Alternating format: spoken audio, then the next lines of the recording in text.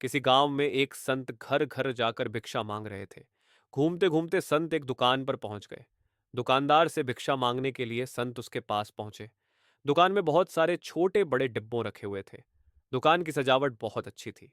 संत उसकी दुकान देखकर बहुत प्रभावित हुए। संत ने दुकानदार से पूछा कि भाई, तुमने इतने सारे डिब्बों में क्या क्या भर रखा है? दुकानदार ने जवाब दिया कि घर के लिए जरूरी सभी चीजें हैं, किराने का सामान है, मसाले और अन्य चीजें हैं। संत ने एक डिब्बे की ओर इशारा करते हुए पूछा कि भाई, उस डिब्बे में क्या है? दुकानदार ने कहा कि उसमें तो लाल मिर्च है। संत ने दूसरे डिब्बे के बारे में पूछा तो दुकानदार ने बताया कि उसमें नमक है। इस तरह संत ने दुकानदार से कई डिब्बों के बारे में पूछ लिया। दुकानदार संत के सम्मान में उनके सभी सवालों का जवाब दे रहा था।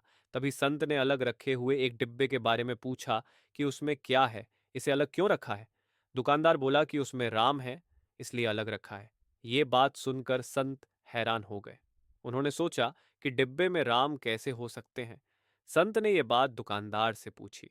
दुकानदार ने कहा कि जिस डिब्बे में कुछ नहीं होता है, यानी जो डिब्बा खाली होता है, उसके लिए हम यही कहते हैं कि उसमें राम है। हम डिब्बे का खाली नहीं कहते हैं।